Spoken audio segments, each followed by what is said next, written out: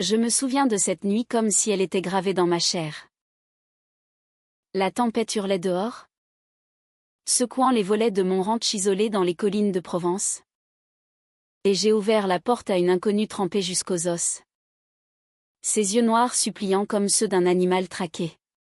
« Aidez-moi.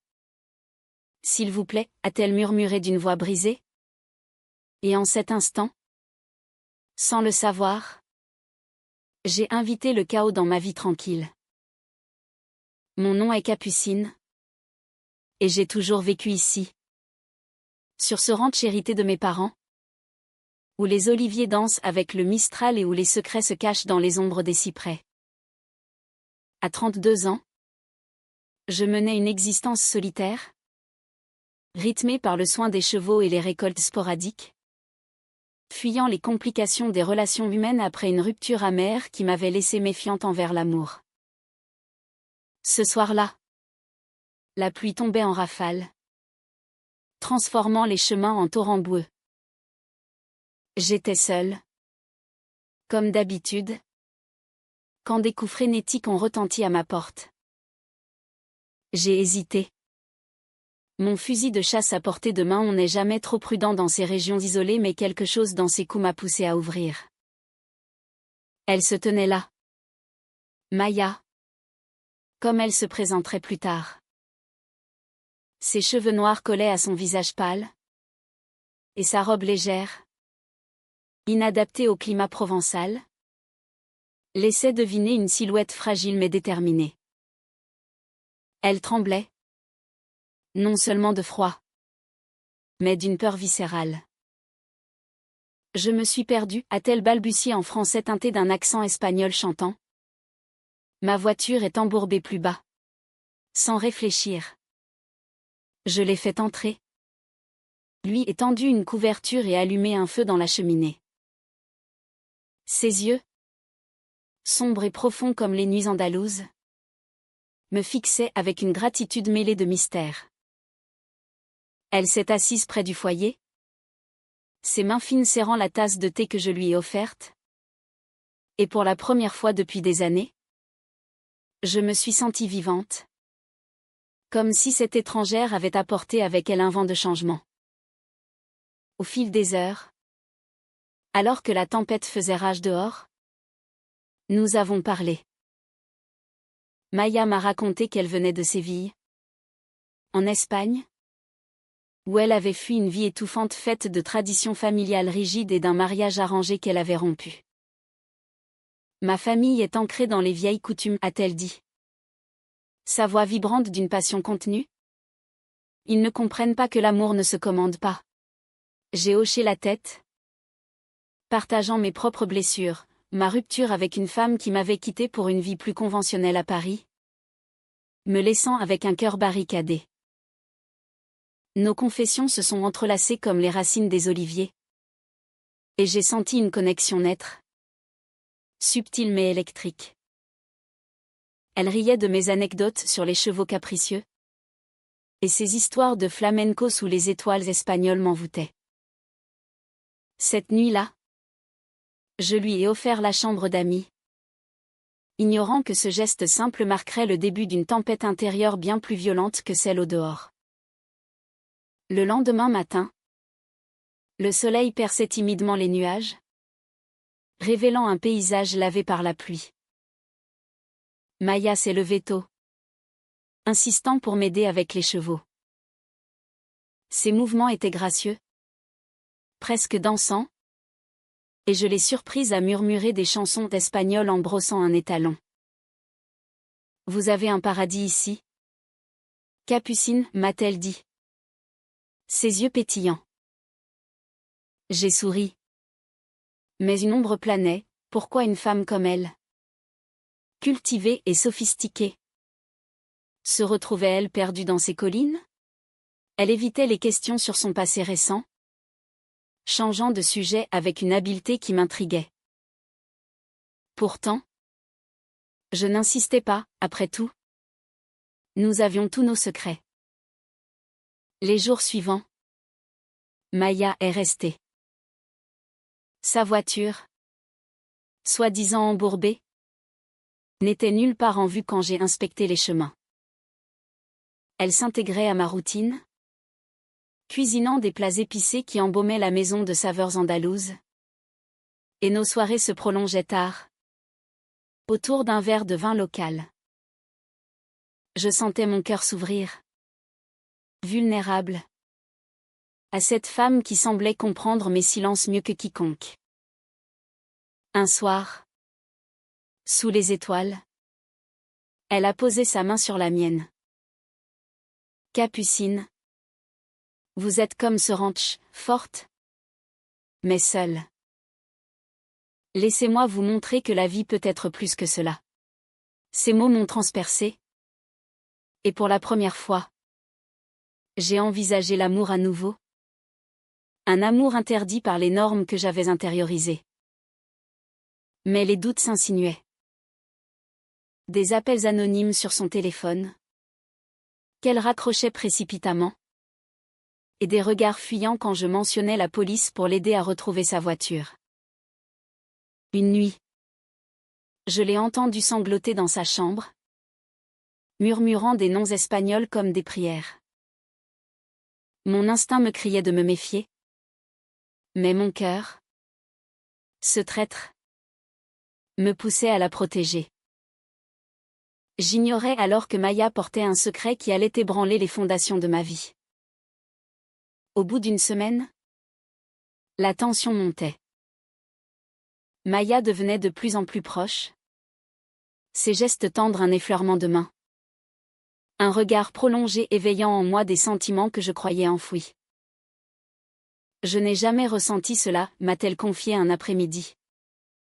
Alors que nous marchions dans les oliveraies. Avec vous, je me sens libre.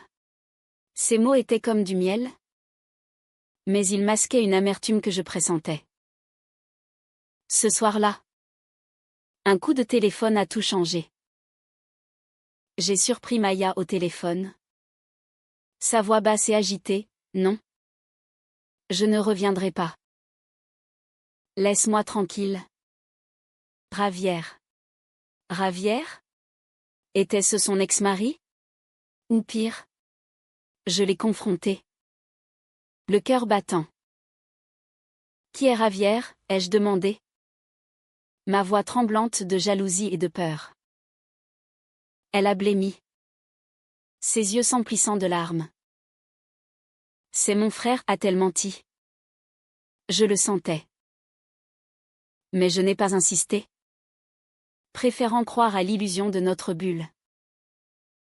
Pourtant, les nuits suivantes, des cauchemars me hantaient, des visions de trahison, de secrets qui me détruiraient.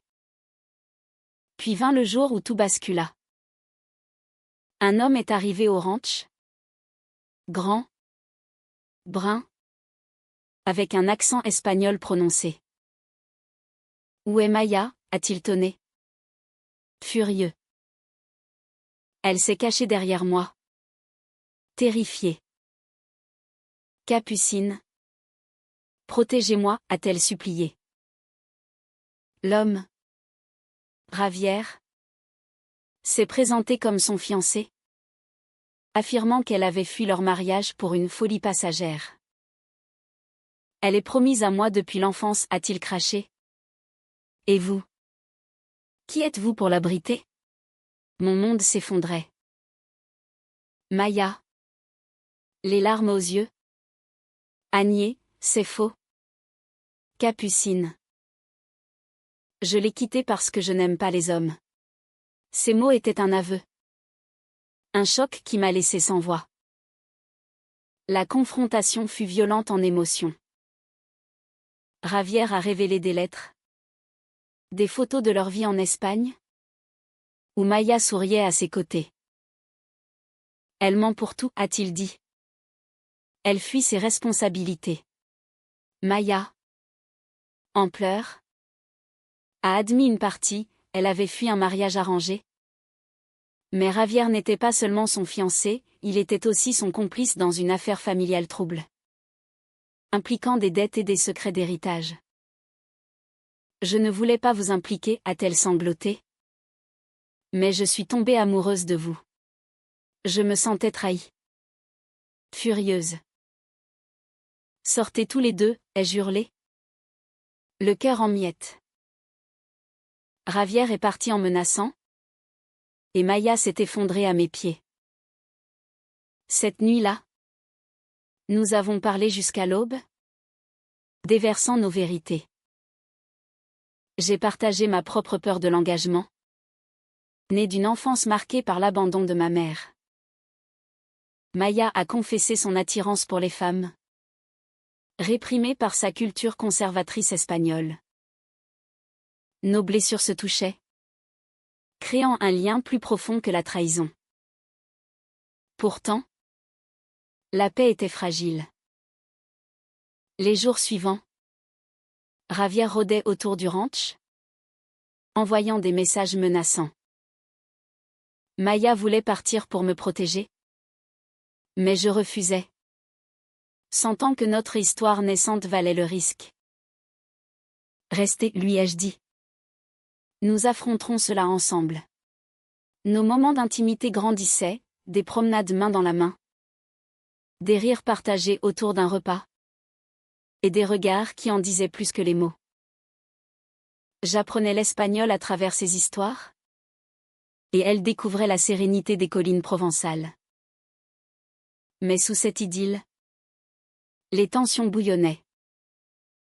Un après-midi, alors que nous cueillions des olives, Maya s'est ouverte davantage. Ma famille est originaire d'Andalousie, a-t-elle expliqué. Où les passions sont comme le flamenco, intenses et destructrices. Mon père m'a promise à Javier pour sceller une alliance d'affaires. Mais mon cœur battait pour une amie d'enfance. Isabella. Son aveu m'a touchée, elle avait aimé une femme avant moi. Mais cette relation s'était terminée en tragédie quand Isabella avait cédé à la pression familiale. J'ai fui pour ne pas revivre cela, a-t-elle dit. Les yeux brillants de larmes. Je l'ai serrée dans mes bras. Sentant mon propre passé ressurgir, ma relation avec Sophie, qui m'avait quitté pour un homme, me laissant douter de ma valeur. Mais Javier ne lâchait pas. Il est revenu un soir, armé de documents légaux, affirmant que Maya lui devait de l'argent d'un héritage familial. Elle a volé sa part, a-t-il accusé. Et je suis ici pour la ramener. Maya a nié farouchement, c'est lui qui a dilapidé tout. En jouant et en mentant. La dispute a escaladé. Et j'ai dû m'interposer, appelant la gendarmerie locale. Les officiers sont arrivés, emmenant Javier pour interrogatoire. Mais pas avant qu'il ne lance une bombe, demande-lui pour son enfant. Capucine. Elle te cache tout. Un enfant? Mon cœur s'est arrêté. Confrontée. Maya s'est effondrée. J'ai une fille. Lucia. Âgée de 5 ans, a-t-elle avoué. Elle est chez ma sœur en Espagne. J'ai fui sans elle pour la protéger de cette vie toxique. Mais je compte la récupérer. La révélation m'a dévastée. Comment avait-elle pu omettre cela? Vous m'avez menti sur tout, ai-je crié. La voix brisée. Elle a pleuré, expliquant que la peur de me perdre l'avait retenue. Lucia est le fruit d'une nuit d'erreur avec Javier, avant que je n'accepte ma vérité. Je l'aime plus que tout. Mais je ne pouvais pas l'exposer à ce chaos. Cette nuit-là, je me suis isolée dans l'écurie. Les chevaux mes seuls confidents. La trahison brûlait en moi. Mais aussi une compréhension naissante, Maya n'était pas une menteuse par malice. Mais une femme piégée par les chaînes culturelles et familiales. Son héritage espagnol, avec ses traditions rigides, l'avait forcée à des choix déchirants. Moi-même, élevée dans une France plus libérale mais encore marquée par des normes provinciales, je comprenais la lutte intérieure. Pourtant, la douleur était vive, je me sentais utilisée. Un refuge temporaire dans sa fuite. Le lendemain, Maya a préparé ses affaires. Je pars pour Lucia, a-t-elle dit. Les yeux rougis. Je ne veux pas vous détruire. Mais je l'ai arrêté. Le cœur en tumulte. Attendez. Parlons-en. Nous avons passé la journée à disséquer nos peurs, ma crainte de l'abandon, la sienne de la rejet. Petit à petit. Un plan émergeait, je l'aiderais à récupérer Lucia. En affrontant sa famille légalement. C'était risqué. Mais notre amour naissant car c'en était un. Maintenant avouer nous donnait de la force. Cependant, Javier n'avait pas dit son dernier mot. Il a contacté la famille de Maya. Qui a débarqué au ranch, sa mère. Une femme austère aux traits espagnols marqués. Et son oncle. Un patriarche intransigeant. Maya. Tu déshonores notre nom, a tonné l'oncle. Reviens avec Javier. Ou nous prenons Lucia. La scène fut un tourbillon d'émotions, cris en espagnol. Larmes. Accusations. Maya s'est dressée. Fière, je n'aime pas Javier. J'aime Capucine. L'aveu a choqué tout le monde. Y compris moi. Sa mère a blêmi. Murmurant des prières. Tandis que l'oncle fulminait contre ses perversions modernes. Je me suis interposée. Défendant notre droit à l'amour. En France. Nous sommes libres, ai-je déclaré. Bien que mon cœur tremblât. La confrontation a duré des heures.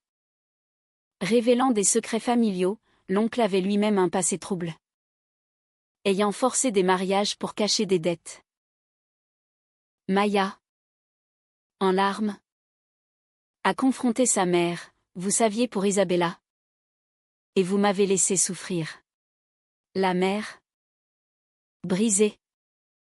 A admis sa propre jeunesse réprimée. Évoquant un amour interdit dans l'Espagne franquiste. Cette révélation a créé une fissure. L'oncle est parti furieux. Mais la mère est restée. Murmurant, peut-être ai-je eu tort. Pour la première fois. Maya sentait un espoir. Mais le prix était élevé, Javier. Humilié. Jurait vengeance. Les semaines suivantes furent un mélange de joie et d'angoisse. Avec l'aide d'un avocat marseillais, nous avons entamé des démarches pour la garde de Lucia. Maya passait des heures au téléphone avec sa sœur, décrivant notre vie au ranch comme un havre de paix. Lucia adorera les chevaux, disait-elle. Les yeux brillants. Nos journées étaient teintées de tendresse, des pique-niques sous les oliviers, où nos mains se frôlaient, et des nuits où nous parlions de nos rêves. J'apprenais à aimer non seulement Maya, mais l'idée d'une famille, chose que je croyais impossible. Pourtant, les ombres persistaient. Javier envoyait des lettres anonymes, accusant Maya de vol et menaçant de révéler notre relation à la presse locale. Dans une petite ville provençale, les rumeurs pouvaient détruire une vie. Un jour, un journaliste a frappé à ma porte, posant des questions sur l'espagnole fugitive. Maya paniquait, s'ils apprennent pour nous. Ils utiliseront cela contre moi pour Lucia. Je la rassurais. Mais intérieurement, je bouillonnais de rage contre cette société qui jugeait l'amour entre femmes comme un scandale. Un soir, lors d'une fête locale à Aix-en-Provence, nous nous sommes échappés. Sous les lumières des fontaines, Maya m'a embrassé pour la première fois. Un baiser doux et passionné qui scellait notre engagement. Je t'aime. Capucine, a-t-elle murmuré. Son accent espagnol rendant les mots encore plus envoûtants. Mais ce moment de bonheur fut brisé par un appel. Lucia était malade. Et la sœur de Maya paniquait. Nous avons décidé de partir pour l'Espagne. Un voyage risqué mais nécessaire. Le trajet en voiture fut tendu, traversant les Pyrénées sous un ciel menaçant. Maya me racontait son enfance à Séville. Les fêtes de la feria. Les danses flamenco où elle se sentait vivante. Mais toujours. L'ombre de la tradition, ajoutait-elle. Amère. J'écoutais. Partageant mes propres souvenirs, une enfance solitaire au ranch. Après le départ de ma mère pour Paris. Me laissant avec un père taciturne. Nos histoires se miraient. Renforçant notre lien. À Séville. La confrontation avec la famille fut explosive. L'oncle nous attendait. Ravière à ses côtés. Dans la maison ancestrale au patio fleuri. Tu n'as pas le droit à Lucia, a craché l'oncle. Pas avec ton mode de vie pervers. Maya s'est dressée. Larmes aux yeux, mon amour pour Capucine est pur. Plus que vos arrangements cupides. Ravière. Jaloux. A révélé un secret dévastateur. Maya. Dis-lui la vérité sur Isabella. Ce n'était pas une amie, c'était ta maîtresse. Et tu l'as abandonnée quand les choses ont mal tourné. Le choc fut immense. Maya. Pâle. A admis, Isabella s'est suicidée après que ma famille l'ait chassée. J'ai fui la culpabilité. Cette révélation m'a ébranlée. Avait-elle fui moi aussi un jour? Pourquoi ne pas me l'avoir dit, ai-je demandé. La voix tremblante. Elle a sangloté, j'avais peur que tu me voies comme un monstre. Mais au lieu de la rejeter, je l'ai serrée, nous portons tous nos fantômes. Affrontons-les ensemble. La mère de Maya, touchée, a pris notre parti. Assez de souffrance, a-t-elle dit. Confrontant l'oncle. Une dispute familiale a éclaté. Révélant des corruptions, l'oncle avait détourné l'héritage pour couvrir ses dettes de jeu. Ravière, complice, s'est effondré, avouant sa propre homosexualité réprimée. J'ai aimé Maya comme une sœur. Mais la pression m'a forcé à jouer ce rôle, a-t-il confessé. Larmes aux yeux. Ce revirement fut un au trao inattendu. L'oncle, acculé, a fui, laissant la famille en miettes mais libérée. La mère a embrassé Maya, va avec ton amour, et prends Lucia. Nous avons récupéré la petite fille. Une enfant aux boucles noires et aux yeux curieux, qui s'est accrochée à Maya comme à un phare. De retour au ranch, la vie reprenait, mais transformée. Lucia galopait sur les chevaux, apprenant le français avec un accent charmant. Maya et moi construisions un foyer, nos amours approfondis par les épreuves. Pourtant, des doutes persistaient, Ravière, repentant, envoyait des lettres d'excuses, mais la peur d'une nouvelle trahison planait. Un jour, une lettre anonyme arriva, des menaces de l'oncle, promettant vengeance. Maya paniquait, proposant de partir. Non, ai-je dit. Nous restons et luttons. Mais intérieurement, je me demandais si cet amour valait les sacrifices constants. Les mois passèrent, et le ranch devint un sanctuaire pour nous trois. Lucia s'épanouissait, ramassant des fleurs sauvages et apprenant à monter à cheval sous mon regard attendri. Maya, libérée de ses chaînes, dansait le flamenco dans la cour, ses jupes tourbillonnant comme des flammes, m'entraînant dans sa joie contagieuse. Nos soirées étaient emplies de rires et de confidences, où nous guérissions mutuellement nos blessures. Tu m'as sauvé de la tempête, me disait Maya, ses doigts entrelacés aux miens. Mais l'ombre de l'oncle planait. Des incidents étranges survenaient, un cheval empoisonné, des outils sabotés. Nous suspections Ravière, mais il jurait son innocence.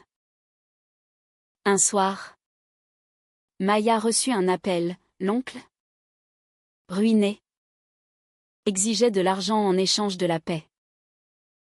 Sinon, je révèle tout sur votre famille perverse, menaçait-il. Maya, terrifiée pour Lucia, envisagea de payer. Non, ai-je insisté. Nous allons à la police espagnole avec les preuves. Le voyage de retour à Séville fut un calvaire émotionnel. Lucia resta avec une voisine de confiance, et nous affrontâmes l'oncle dans un café bondé. Il était vieilli. Brisé, vous avez détruit ma vie, cracha-t-il. Maya, forte, répondit, c'est vous qui avez détruit la nôtre avec vos mensonges. Nous avions des documents prouvant ces fraudes, obtenus via l'avocat. Acculé, il signa un accord, il disparaissait en échange de notre silence. Mais Ravière apparut, révélant une trahison finale, il avait aidé l'oncle par loyauté mal placée. Mais regrettait. Pardonnez-moi. Maya, implora-t-il. J'ai vécu dans le mensonge trop longtemps. Dans un moment de compassion, Maya l'embrassa sur la joue, trouve ton propre chemin.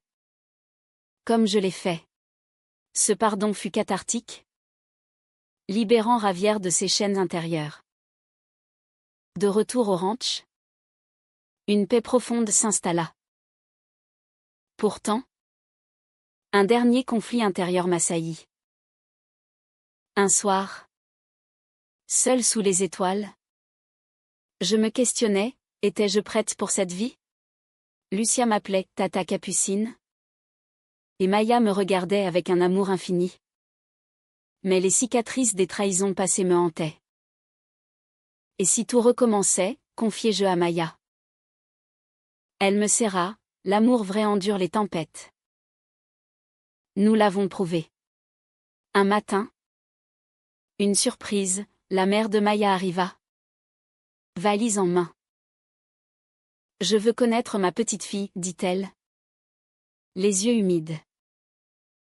Elle avait quitté l'Espagne, embrassant un nouveau chapitre. Sa présence apporta une réconciliation familiale, tissant des liens entre nos cultures. Elle apprenait le français, et nous partagions des recettes, ratatouille mêlée à paella. Mais un autre chaos inattendu surgit. Lors d'une promenade, Maya trébucha, révélant une douleur cachée. Au médecin, le diagnostic tomba, une maladie chronique, héritée, nécessitant un traitement coûteux. Je ne veux pas être un fardeau, sanglota-t-elle. Je la rassurai, tu es ma force. Pas un fardeau. Nous vendîmes une partie du ranch pour financer les soins. Un sacrifice qui approfondit notre engagement. Les traitements furent durs. Maya affaiblie mais déterminée. Lucia, intuitive, dessinait des cœurs pour sa mère. Dans ces moments, notre amour se révélait pur, je la veillais des nuits entières, lui lisant des poèmes de Rimbaud infusés de passion espagnole. Tu me transformes chaque jour, murmurais-je. Finalement, la guérison vint. Lente mais sûre. Maya se releva. Plus forte. Et nous célébrâmes avec une danse sous la lune. Lucia applaudissant. Ravière, transformée, envoya un cadeau, un tableau de flamenco, symbolisant la paix. Pourtant, une décision difficile planait, adopter Lucia ensemble? Légalement. En France. C'était possible. Mais cela signifiait affronter les jugements locaux. Nous hésitâmes, pesant les risques contre l'amour. Le jour de l'audience arriva. Tendu. Devant le juge à Marseille, nous témoignâmes de notre vie, un foyer stable, empli d'amour. La mère de Maya parla en notre faveur, évoquant sa propre évolution. L'amour n'a pas de genre, dit-elle. Émue. Ravière. Surprenant. Envoya une lettre de soutien. Maya mérite le bonheur qu'elle a trouvé. Le juge, touché, accorda l'adoption. De retour au ranch, nous fêtâmes un pique-nique avec des amis locaux qui avaient appris à nous accepter. Lucia courait, libre, symbolisant notre victoire sur les préjugés. Mais la vie n'est pas un conte de fées. Des rumeurs persistaient, et un voisin conservateur nous harcela. Maya, fragile après ses traitements, douta, et si nous partions ailleurs? Je réfléchis, le cœur lourd. Le ranch était mon ancre, mais l'amour primait. Restons et changeons les esprits, proposai-je. Elle sourit, ensemble. Nous pouvons tout. Les années passèrent en un clin d'œil. Lucia grandit, devenant une jeune fille passionnée par l'équitation et la danse, fusionnant nos cultures. Maya et moi vieillissions gracieusement, nos cheveux grisonnants témoignant des tempêtes traversées. Un soir, sous les oliviers, elle me dit, tu m'as abrité, et je t'ai transformé. Merci. Je l'embrassai, c'est nous qui nous sommes sauvés. Pourtant, un dernier twist, une lettre de l'oncle, mourant, demandant pardon. Maya, compatissante, lui écrivit, fermant le cercle des blessures. Sa mort apporta une clôture, libérant les derniers fantômes. Aujourd'hui, je regarde notre famille, Maya enseignant le flamenco à Lucia, la mère racontant des histoires espagnoles. Le ranch prospère, symbole de résilience. Notre amour, forgé dans le feu des trahisons et des secrets, est un témoignage humain, l'amour triomphe quand on ose affronter les tempêtes intérieures. En réfléchissant, je réalise que Maya n'était pas seulement une fugitive, elle était le catalyseur de ma renaissance. De solitaire, je suis devenue aimante, apprenant que les passions, comme dans les contes espagnols, peuvent détruire ou guérir. Notre histoire, riche en drame et en rédemption, nous a rendues plus fortes. Et ainsi, dans les collines de Provence, teintées d'un esprit andalou, nous vivons, aimons et perdurons.